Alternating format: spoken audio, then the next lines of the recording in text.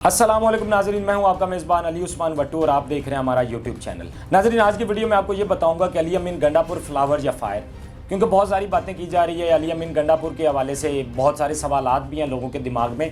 और हमेशा से अली अमीन गंडापुर को लेकर एक ये भी तासुर पाया जाता है कि अली अमीन गंडापुर एस्टेब्लिशमेंट के बंदे हैं। और हमेशा जो खान साहब का वो जो एक चैनल था, जो एक लिंक था एस्टेब्लिशमेंट के साथ बातचीत का, उसका जो रोल है वो अली अमीन गंडापुर अदा कर रहे थे। लेकिन होता क्या है कि खान साहब अरेस्ट होते हैं तो उसके बाद वो एंटी एस्टेब्लिशमेंट अपना एक नैरेटिव बनाते हैं। अब जब वो अपना एंटी एस्टेब्लिशमेंट नैरेटिव बनाते हैं तो अली अमीन गंडापुर पर उसके बाद बहुत बड़ी जिम्मेदारी आयद होती है कि वो सीएम केपीके बन जाते हैं। अब अली अमीन गंडापुर को तो चाहिए था कि वो हर मुमकिन कोशिश करते जिसके लिए वो खान साहब के लिए आसानी पैदा कर सकते, उनकी रिहाई के लिए आसानियाँ पैदा कर सकते और सारी चीज़ें हो सकती। लेकिन होता क्या है कि पीटीआई एक वक्त आता है कि वो आकर अपना एहतजाज की कॉल देते हैं और अपनी जलसों की कॉल देते हैं। अली अमीन गंडापुर को एक बड़ा टास्क दिया जाता है, लेकिन अली अमीन गंडापुर हमेशा अपने टास्क पर जो है वो छोटे साबित होते हैं। वो हमेशा कभी तो वो जलसे से लेट हो जाते हैं, कभी वो एहतजाज पर पहुंच नहीं पाते। तो इस तरह की सूरत हमेशा से रहती है और लोगों में एक तासुर भी पाया जाता है। लोग बातें करते हैं कि अली अमीन गंडापुर कर क्या रहे हैं, क्योंकि सबसे बड़ी जिम्मेदारी तो उन पर थी और अली अमीन गंडापुर पहुँच नहीं पाते। खैर, ये सारी चीज़ें खान साहब तक जब जाती हैं तो खान साहब कहते हैं कि इस दफ़ा कुछ भी हो जाए अली अमीन, तुमने डी चौक लाजमी पहुँचना है। अब जब खान साहब की जानिब से उनको ये हुक्म दे दिया जाता है और अली अमीन गंडापुर एक बड़ा लाव लश्कर लेकर इस्लामाबाद पहुंचते हैं। इस दफ़ा जितने लोग अली अमीन गंडापुर इस दफ़ा लेके पहुंचा है ना, मेरा नहीं ख्याल कि अब तक पीटीआई इतने लोग निकाल पाई थी। इतना बड़ा लाव लश्कर लेकर अली अमीन गंडापुर आखिरकार इस्लामाबाद पहुँच जाते हैं। हुकूमत ने उनके साथ क्या किया, रास्ते बंद थे, वो एक अलग बहस है, हम उस पर जाएंगे ही नहीं। हम बात करेंगे कि अली अमीन गंडापुर वो इतना बड़ा लाव लश्कर लेकर इस्लामाबाद की हदूद में दाखिल हो जाते हैं और तकरीबन जब वो डी चौक से थोड़ा दूर होते हैं तो करते क्या है कि वो काफ़िले से अलग हो जाते हैं। काफ़िले से अलग होकर अली अमीन गंडापुर अपनी गाड़ी पर डी चौक पहुंच जाते हैं। अब जब अली अमीन गंडापुर डी चौक पहुंच जाते हैं तो वहाँ पर वो एक तकरीर भी करते हैं जो अब तक मंजर यहाँ पर खैर से नहीं आई है। लेकिन मेरा सवाल ये है कि अली अमीन गंडापुर सारी फोर्सेस के बावजूद, वहाँ पर हमारी आर्मी भी थी, वहाँ पर रेंजर्स भी थी, पुलिस भी थी, एजेंसीज भी थी, तो अली अमीन गंडापुर अपने काफ़िले से अलग होके अपनी गाड़ी पर डी चौक कैसे पहुंच जाते हैं। अब जब वो डी चौक पहुंच जाते हैं तो पीटीआई के जो करीबी ज़राए हैं, कुछ लोगों ने हमें ये बताया कि डी चौक से जो काफ़िला है वो ज़्यादा दूर नहीं था। अब ये कह लेंगे वो 5-6 किलोमीटर की दूरी पे होगा वो काफ़िला। अब जब वो काफ़िला 5 से 6 किलोमीटर की दूरी पर था तो अली अमीन ने उसका इंतज़ार क्यों नहीं किया, उनको साथ मिलाने का इंतज़ार अली अमीन ने क्यों नहीं किया। अली अमीन वहाँ पर एक तकरीर करते हैं फ्लॉप किस्म की और उसके बाद अली अमीन ये फैसला करते हैं कि वो केपीके हाउस जाएंगे।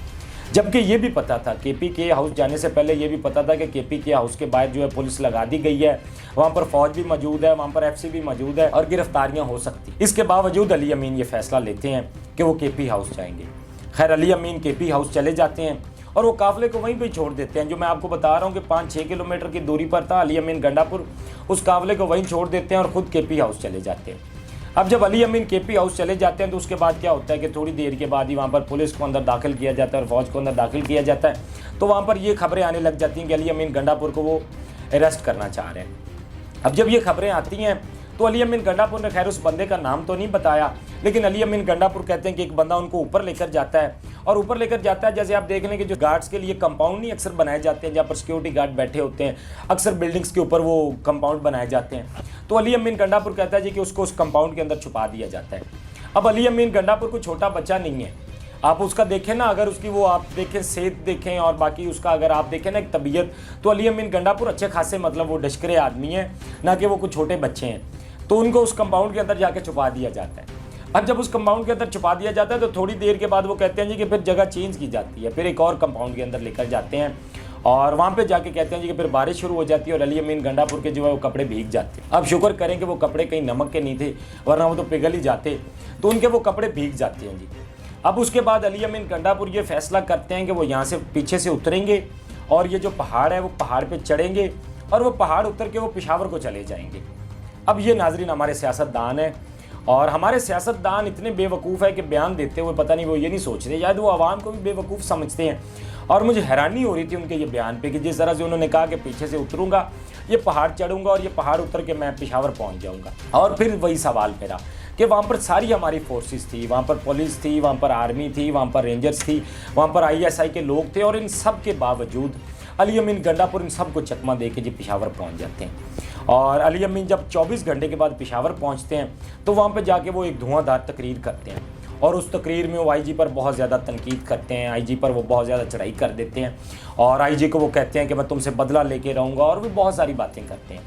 अली अमीन गंडापुरिया तो दलेरी का मुजाहरा करते हैं ना, क्योंकि खान साहब तो हमेशा से ये कहते हैं कि सारा कुछ आर्मी चीफ कर रहे हैं और खान साहब का एक बड़ा वाज़ेह मौक़िफ़ है जेल में जाने के बाद जो उन्होंने एंटी एस्टेब्लिशमेंट अपना एक नैरेटिव बनाया, तो अली अमीन गंडापुर भी दलेरी का मुजाहरा करते हैं और बताते हैं कि ये सारा कुछ आर्मी चीफ कर रहे हैं। आईजी एक 22 ग्रेड का अफसर है, वो क्या कर सकता है, वो तो सिस्टम का हिस्सा है। तो अली अमीन गंडापुर ने बजाय इसके कि वो ताकतवर हलकों के बारे में बात करते, वो आर्मी चीफ के हवाले से बात करते, उन्होंने कहा जी कि सारा कुछ करने वाला आईजी है। और अली अमीन गंडापुर ने ये नहीं बताया कि वो 24 घंटे काम पे रहे, वहाँ से कैसे निकले, कैसे पहुँचे, ऐसी कोई भी उन्होंने बात नहीं की। अब उसके बाद बहुत सारी बातें होने लगी पीटीए के अंदर भी, जैसे मैंने शुरू में कहा था कि अली अमीन गंडापुर फ्लावर हैं या फायर हैं, तो वो लोगों ने बातें करना शुरू कर दी कि अली अमीन गंडापुर जिस तरह से आया है, इतने सारे लोगों को ये लेकर इस्लामाबाद जाते हैं और उनको तनो तनहा वहाँ पे छोड़ देते हैं और ख़ुद अली अमीन गंडापुर जो है वो इस तरह से करते हुए केपी हाउस से और वो पेशावर पहुँच जाते हैं। खैर वो उन्होंने बताया कि मैं किस तरह से गया और वो सारी चीज़ें, लेकिन उन्होंने ये नहीं बताया कि वो 24 घंटे काम पे रहे और ये सारा कुछ क्या होता रहा। तो खैर अली अमीन गंडापुर वहाँ पे पहुँच जाते हैं और वहाँ पे जाके वो आईजी पे चढ़ाई कर देते हैं और सारे इल्ज़ामात वो आईजी पर लगा देते हैं, ना कि जो उनको बात करनी चाहिए थी और जो सारी चीज़ें थी जो उनको टास्क दिया गया था।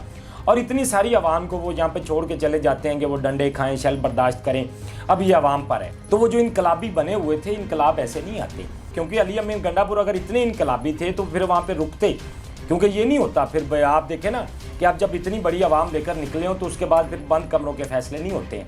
और अगर इसके बाद देखा जाए तो जो मेरा ख्याल है, यहाँ पर नून लीग भी फेल हुई है, यहाँ पर पीटीआई भी फेल हुई है, यहाँ पर बाकी जमातें भी सारी फेल हुई हैं, क्योंकि जब आपने बंद कमरों के अंदर फैसले करने हैं तो फिर आप इतनी ज़्यादा आवाम को क्यों लेकर आए थे और आपने आवाम को वहाँ पर तनो तनहा छोड़ दिया और ख़ुद आप निकल गए। क्योंकि जब बंद कमरों के फैसले, हाँ एक चीज़ यहाँ पर हो सकती है कि आवाम को, अपने लीडरान को इस चीज़ पर फोर्स करना चाहिए कि बंद कमरों के ये फैसले नहीं होने चाहिए, क्योंकि जब आपने इनकलाब लाना होता है ना तो फिर बंद कमरों के फैसले नहीं होते, फिर आप ये फैसला कर लेते हैं कि अब इनकलाब आएगा। और आप निकले थे, आपके साथ तो इतनी सारी आवाम थी, आपको वहाँ पे खड़ा होना चाहिए था। आप इतनी आवाम को लीड करते हो, इस्लामाबाद में आते हैं और आप एकदम से मंजर से गायब हो जाते हैं और आप 24 घंटे के बाद निकलते हैं और आप एक इस तरह का नैरेटिव बिल्ड करते हैं जो कि आपकी पार्टी पॉलिसी के भी खिलाफ है। आपकी पार्टी तो कुछ और कह रही है, फिर पार्टी के अंदर भी बातें होने लगी। इसके बाद ना 2 मेजर प्रिंसिपल हमारे सामने आते हैं। अब एक तो ये कि पीटीआई कहीं ना कहीं ये चाहती है कि जो बैकडोर चैनल है वो खुला रहे एस्टेब्लिशमेंट के साथ और कहीं ना कहीं उनके मामलात आसानी से तय हो पाएँ। और दूसरी तरफ खान साहब के केस की हेयरिंग भी थी। अब उसमें हुकूमत ने ये भी फैसला किया, उन्होंने कहा है कि खान साहब से कोई भी ना तो उनकी फैमिली मुलाकात करेगी और ना ही उनके वकला मुलाकात कर सकेंगे। और हुकूमत समझती है कि सारे फसाद की जड़ खान साहब है, तो कहीं ना कहीं जब उनसे मिलने नहीं दिया जाएगा, तो जब उनसे कम्युनिकेशन नहीं होगा तो कहीं आसानियाँ होंगी शायद हुकूमत के लिए। तो हुकूमत ने यह फैसला किया कि खान साहब से किसी को मिलने नहीं दिया जाएगा। और दूसरी चीज़ यहाँ पर मैंने ये देखी है कि जो पीटीआई के जितने भी एक्टिव लोग हैं या जो पीटीआई के वोटर सपोर्टर हैं, जो पीटीआई से मोहब्बत करते हैं, अब उनके दिमाग में एक सवाल चल रहा है कि क्या पीटीआई के अंदर भी गद्दार हैं, क्योंकि ये जो सारा कुछ हुआ है उसके बाद वो भी सोचने पर मजबूर हो गए हैं और बहुत सारे लोग इस पर बात भी कर रहे हैं कि पीटीआई के सफ़ों के अंदर क्या चल रहा है। क्योंकि देखे ना कि यही लोग थे जिन्होंने खान साहब की रिहाई के लिए जो कोशिश करनी थी, ना तो अली अमीन गंडापुर उस पर पूरा उतर रहा है, ना ही बाकी जो पीटीआई की लीडरशिप है क्या वो खान साहब की तवक्कुआत पर पूरा उतर रही है और वो क्या वाकई खान साहब की जो रिहाई के लिए वो कोशिश कर रही है। तो ऐसा हमें नज़र नहीं आता। अब हम लोग ये सारी सूरत हाल थी आपको इस्लामाबाद के हवाले से बताया। बात करते हैं लाहौर की। लाहौर के अंदर भी पीटीआई ने एहतजाज की कॉल दी थी, लेकिन लाहौर के अंदर पीटीआई आवाम निकालने में नाकाम रही, उस तरह से कामयाब नहीं हुई। ये एक अलग बात है कि उससे पहले की हुकूमत ने 3 दिन पहले क्या किया कि एक तो नेट बंद कर दिया, फिर रास्ते बंद कर दिए, जगह जगह पर कंटेनर लगा दिए, पुलिस को खड़ा किया, बल्कि यहाँ पर भी उन्होंने फ़ौज को तलब किया हुआ था, एफसी के जवान भी यहाँ पर थे। तो एक अलग बहस है कि लाहौर के अंदर हुकूमत ने, क्योंकि वो तो इस्लामाबाद के अंदर भी सिचुएशन उन्होंने बना रखी थी, लेकिन वहाँ कम से कम लोग निकले, लाहौर के अंदर लोग नहीं निकले। अब इसकी वजह क्या है कि एक तो लाहौर के अंदर ग्रुप बंदी बहुत ज़्यादा है, बहुत मुख्तलिफ ग्रुप्स हैं, अब उनके अलग अलग मौक़िफ़ हैं। फिर क्या है कि पंजाब के अंदर क्या है कि लीडरशिप का बिल्कुल फुकदान है, लीडरशिप है ही नहीं। क्योंकि लीडरशिप ने क्या होता है कि मकामी लोगों को निकालना होता है और लीडरशिप इस चीज़ में नाकाम रही। लाहौर के अंदर बिल्कुल जो है वो आप कह लें कि बहुत कम जगह पर लोग निकले, उस तरह से लीडरशिप तो बिल्कुल नज़र ही नहीं आई। इस पर भी पीटीआई के अंदर बहुत सारी बातें की गई कि लीडरशिप कहाँ थी। और पंजाब के अंदर ये मैं शुरू से बात करता हूँ कि पंजाब के अंदर लीडरशिप का तो शुरू से ही फुकदान आ रहा है। आप देखा जाए तो अपोजिशन जो है पंजाब के अंदर पीटीआई बिल्कुल अच्छी नहीं कर पा रही। उसकी वजह ये है कि यहाँ पे लीडरशिप ही नहीं है। जितने बड़े लीडर थे या तो वो अंदर हैं या वो मंजर आम पर नहीं आ रहे हैं। अतः कि ये देखा जाए तो इस पर भी बात हो रही थी कि इस्लामाबाद के अंदर मेन लीडरशिप कहाँ है। तो जब उनसे ये सवाल किया गया, उन्होंने कहा जी कि हमारा ये प्लान था कि अगर लीडरशिप अरेस्ट हो जाएगी तो बाकी मामलात को कौन देखेगा। ठीक है, आपका ये होगा, प्लान होगा और शायद हो सकता है कि अरेस्ट भी हो जाते, आपने कहीं ना कहीं ये सोचा होगा। लेकिन क्या पीटीआई अपने उन मकासद को हासिल कर पाएगी, उन पर क्या वो पूरा उतर रही है, तो वो होता नज़र नहीं आ रहा। मज़ीद अब इसमें क्या डेवलपमेंट्स होंगी वो तो आपके सामने रखेंगे। यहाँ पर जाते जाते आपको पश्तून जो मूवमेंट है उसके हवाले से भी बताता चलूँ कि वो जरगा होना था। मैंने आपको पहले भी अपने ब्लॉग्स के अंदर बताया था कि वो केपीके के अंदर अब जरगा होना था, लेकिन पहले ये भी नैरेटिव दिया जा रहा था कि पीटीआई ने उन पर हमला किया और पीटीआई उनके साथ नहीं बैठना चाहती।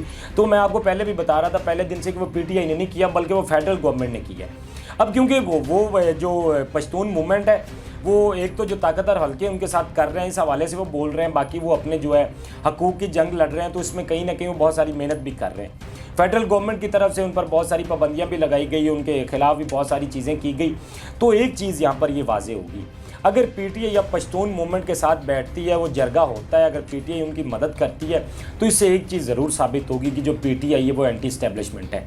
और अगर पीटीआई भी उनके साथ नहीं खड़ी होती तो अब इससे एक चीज़ वाजे हो जाएगी कि कहीं ना कहीं पीटीआई भी एस्टेब्लिशमेंट के साथ ही खड़ी है।